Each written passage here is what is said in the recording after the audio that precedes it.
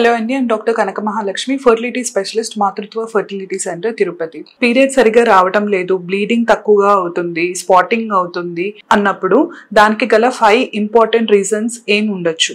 First thing వచ్చేసి మనకి thyroid abnormalities. Thyroid abnormal గా ఉండడం వల్ల మనకు పీరియడ్ ఇర్రెగ్యులారిటీస్ అనేసి జరుగుతూ ఉంటాయి.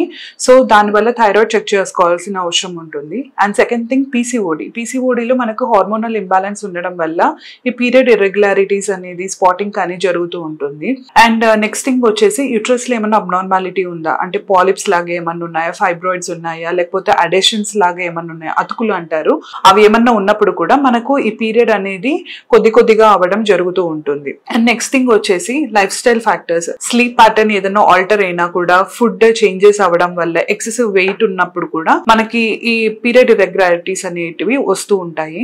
సో ఇలా సిచ్యువేషన్స్ మీరు ఫేస్ చేసినప్పుడు మీ పీరియడ్ ని ట్రాక్ చేసుకొని రిపీటెడ్ గా ఇలానే పీరియడ్ ఇర్రెగ్యులర్ గా రావడం, తక్కువగా రావడం మీరు అబ్జర్వ్ చేసినట్టయితే మీ దగ్గరలో ఉన్న డాక్టర్ ని కన్సల్ట్ అవ్వండి. Thank you.